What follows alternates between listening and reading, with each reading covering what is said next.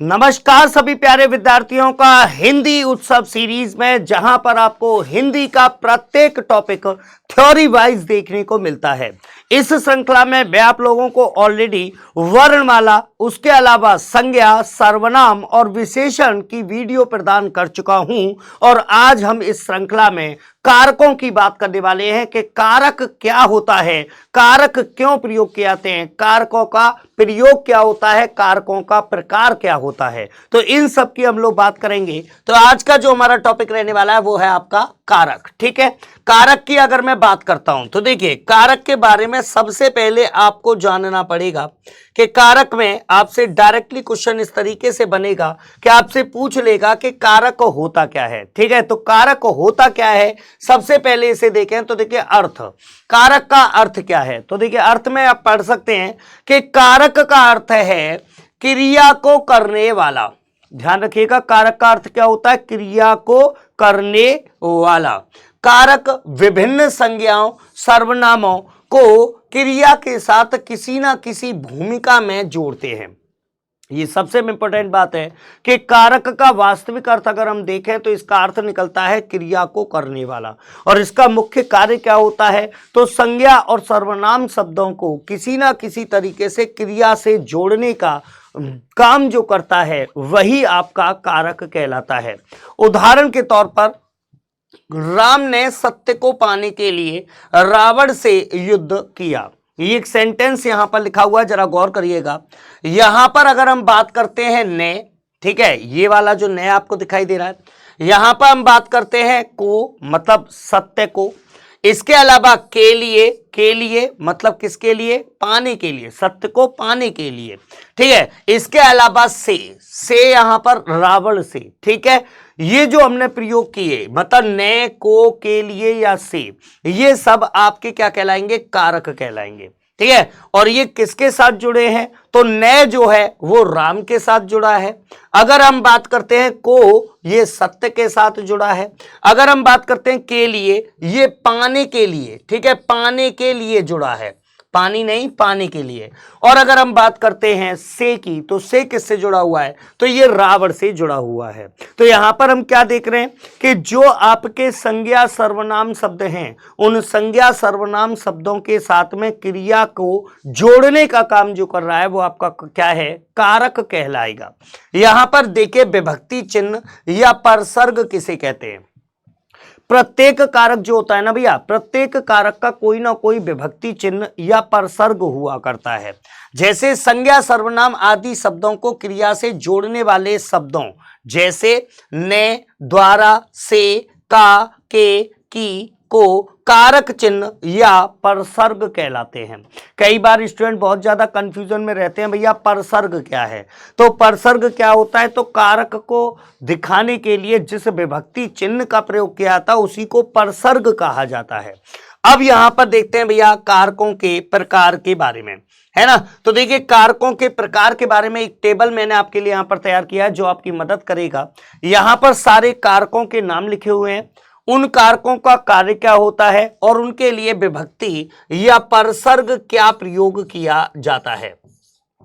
तो देखिए, आप इसे याद कर लेंगे। ठीक है, कर्ता कौन होता है भैया, क्रिया को करने वाला, मतलब जो क्रिया को कर रहा है। जैसे राम पत्र लिखता है, तो लिखता है, लिखने का काम कौन कर रहा है, राम क्या हो जाएगा, कर्ता। क्या है इसकी विभक्ति, ने होती है या बिना किसी विभक्ति के। जैसे मैं कहूं राम ने पत्र लिखा और मैं आपसे कहूं राम पत्र लिखता है, तो एक पहले वाले में मैंने राम ने पत्र लिखा, ने विभक्ति का प्रयोग किया, लेकिन अगले में राम पत्र लिखता है, इसमें मैंने किसी विभक्ति का प्रयोग नहीं किया। तो जो कर्ता कारक होता है उसमें विभक्ति चिन्ह या तो ने होगा या बिना विभक्ति के भी हो सकता है।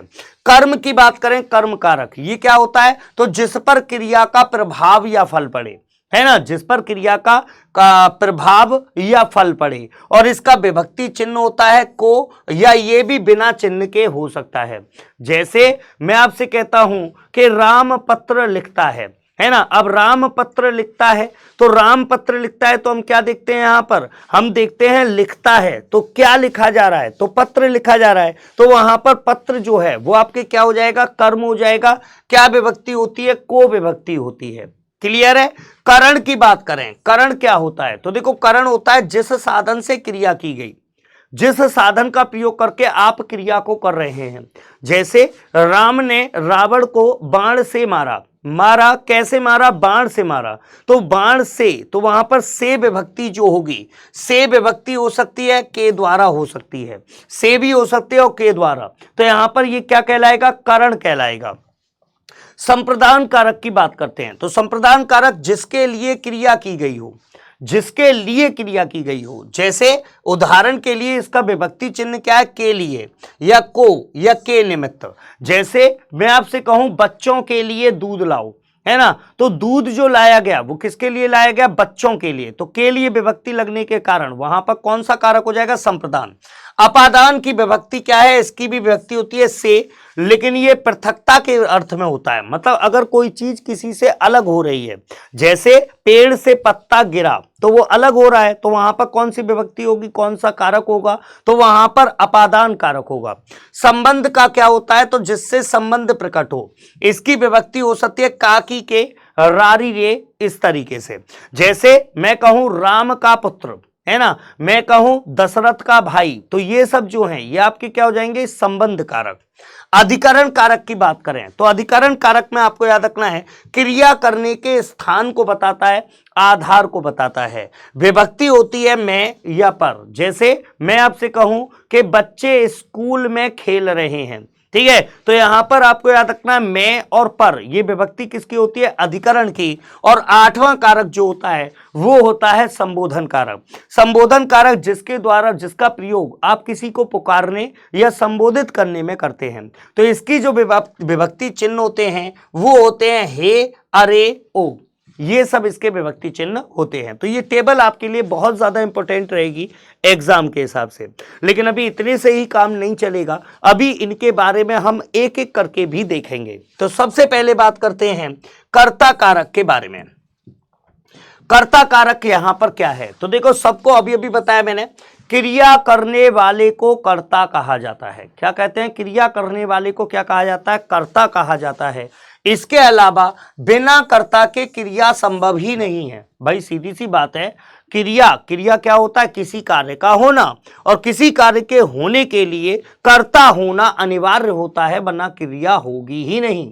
ठीक है, ऐसे ही यह कर्ता प्राय चेतन रहता है, हमेशा एक्टिव अवस्था में रहता है। उदाहरण के लिए मोहन लिख रहा है ना, तो यहां पर लिख रहा है, ये क्या है? क्रिया। कौन लिख रहा है? मोहन लिख रहा है, तो यहां पर मोहन कौन हो जाएगा? कर्ता हो जाएगा।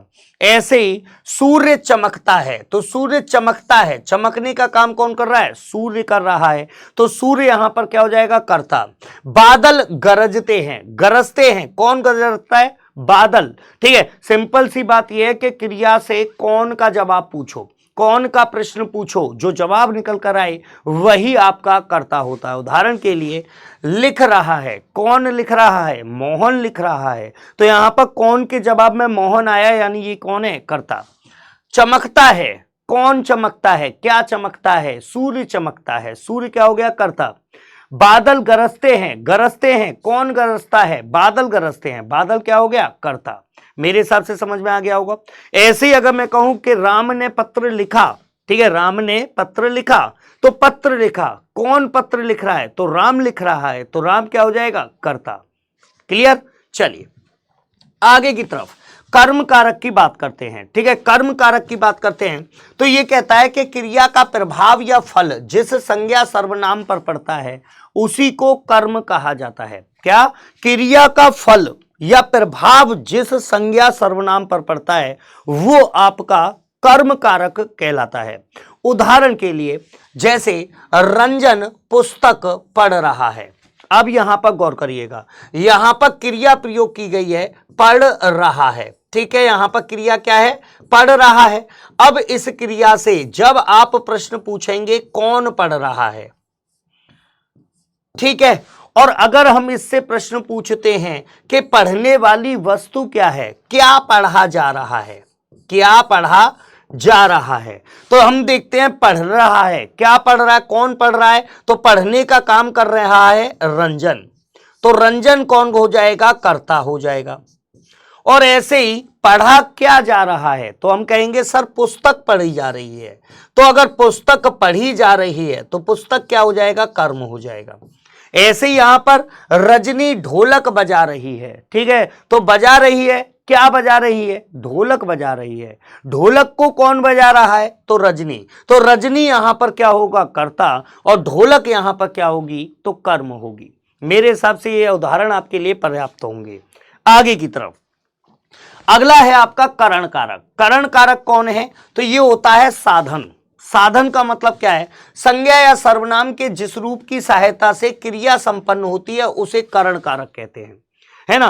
क्रिया को करने के लिए आप जिस चीज का प्रयोग कर रहे हैं, जिस प्रकार से आप क्रिया को कर रहे हैं, वो आपकी करण कारक है। विभक्ति होती है इसकी से, या फिर इसकी विभक्ति होती है के द्वारा। कुछ उदाहरण यहां पर देखेगा, जैसे उसने पेंसिल से चित्र बनाया, तो देखो क्रिया क्या है, चित्र बनाया, बनाया, ठीक है, बनाया शब्द के यहां पर क्या है, बनाया शब्द यहां पर क्या है, आपका क्रिया है। लेकिन ये चित्र जो बनाया गया वो कैसे बनाया गया, पेंसिल से, तो पेंसिल यहां पर क्या है, करण, ठीक है। ऐसे ही उसे पत्र द्वारा सूचित कर दिया गया। कैसे सूचित किया गया, पत्र के द्वारा, तो यहां पर पत्र में आपके क्या हो जाएगा, करण। मैं मोहन के द्वारा संदेश भेज दूंगा, ठीक है, संदेश भेजा जाएगा किसके द्वारा, मोहन के द्वारा। मैंने समाचार पत्र के माध्यम से, किसके माध्यम से, समाचार पत्र के माध्यम से जानकारी प्राप्त की। तो यहां पर हम क्या देखते हैं कि क्रिया को करने के लिए जिस साधन का प्रयोग किया जाता है उसको करण कारक के अंतर्गत रखा जाएगा। आगे यह है संप्रदान कारक, ठीक है। संप्रदान कारक क्या कहता है, भैया जिसके लिए क्रिया की जाती है उसको क्या कहते हैं, संप्रदान कारक कहते हैं, या जिसे कुछ दिया जाता है। याद रखिएगा ये दो पॉइंट है। पहला पॉइंट, जिसके लिए क्रिया की गई या जिसे कुछ दिया जाता है उसे संप्रदान कारक कहते हैं।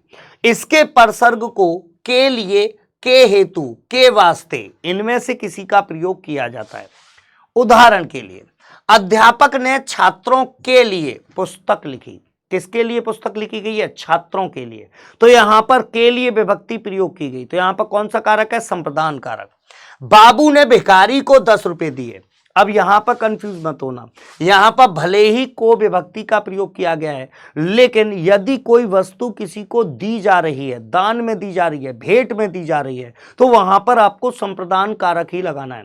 जैसे मैं आपसे कहूं कि भिखारियों को कंबल बांटे गए, है ना, तो भिखारी को कंबल दिया गया, तो भैया जब भी कोई चीज दी जाए तो वहां पर भी आपको संप्रदान कारक लगाना है, चाहे वहां पर परसर्ग विभक्ति चिन्ह कोई भी हो। ये चीज आपको याद रखना है। पेट के वास्ते मनुष्य क्या नहीं करता, तो देखो के वास्ते या फिर के हेतु या के लिए, ये तीनों ही आपकी विभक्ति चिन्ह संप्रदान कारक के लिए रखे जाते हैं। यहां पर आपको विशेष रूप से ध्यान रखना है, क्या, जहां देने का उल्लेख वाक्य में हो वहां परसर्ग को हो या अन्य कोई भी परसर्ग हो या को के अलावा कोई भी परसर्ग हो, किंतु वहां संप्रदान कारक ही लगाया जाएगा। ये दो पॉइंट बहुत अच्छे से याद रखिएगा। आगे चलते हैं, अगला है आपका अपादान कारक। एग्जाम के हिसाब से मोस्ट इंपॉर्टेंट है, बहुत पूछा जाता है। अपादान जो होता है ये अलगाव के भाव को प्रकट करता है। किसके, अलगाव, अलगाव मतलब अलग होने का अर्थ, ठीक है। संज्ञा या सर्वनाम के जिस रूप से अलग होने के भाव प्रकट हो उसे अपादान कारक कहते हैं। विभक्ति भी इसकी क्या होती है, से। कारण की विभक्ति भी से होती थी, लेकिन इसकी विभक्ति से जो होगी ये अलग होने के अर्थ में होगी। उदाहरण के लिए यमुना यमुनोत्री से निकलती है, तो देखो यमुना यमुनोत्री से निकलती है, तो यमुनोत्री से निकलकर अलग होगी ना, तो अलग होने के अर्थ में यहां पर कौन सा कारक लगेगा, अपादान कारक। ऐसे ही यह घर से कई बार भाग चुका है, अब कई बार भाग चुका है तो घर से क्या हुआ है, अलग। या फिर वह गांव से शहर निकल गया, ठीक है, या फिर रेलगाड़ी प्लेटफॉर्म से आगे बढ़ गई, ठीक है। जहां पर भी से विभक्ति का प्रयोग किया जाए और अलग होने के अर्थ में हो, जैसे वृक्ष से पत्ते गिरते हैं या वृक्ष से पत्ता गिरा, तो अलग होने के अर्थ में जब भी से विभक्ति का प्रयोग किया जाएगा वहां पर आपको अपादान कारक आंसर लगाना है।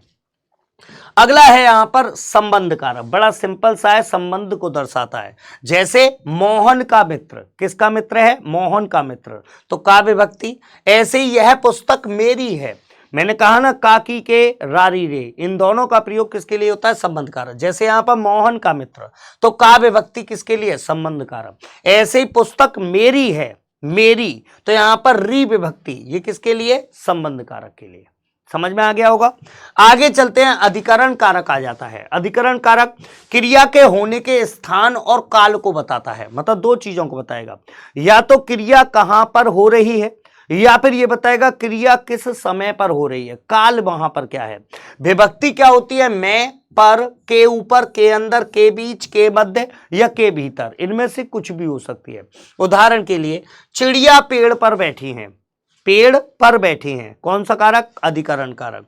सिंह वन में रहता है, कहां रहता है? वन में रहता है। मैं शाम को आऊंगा, ये क्या दिखा रहा है? काल, मतलब टाइम को बता रहा है, समय को बता रहा है। वह अगले साल आएगा, किसको बता रहा है? टाइम को बता रहा है, काल को बता रहा है। वह घर घर घूमता रहा, ठीक है, ये क्या दिखा रहा है? स्थान को दिखा रहा है। वह घर घर घूमता रहा, मतलब हर घर घूमता रहा, तो ये क्या दिखा रहा है? स्थान को दिखा रहा है। तो यहां पर जो विभक्ति, जो कारक आपका होगा वो अधिकरण कारक होगा। और लास्ट हमारा बचा है वो है संबोधन कारक। नाम से ही पता पड़ जाता है किसी को बुलाने या किसी को पुकारने के लिए इसका प्रयोग किया जाता है। उदाहरण के लिए, हे भगवान मुझे दुष्टों से बचाइए। हे भगवान, भगवान को क्या कर रहे हो? पुकार रहे हो।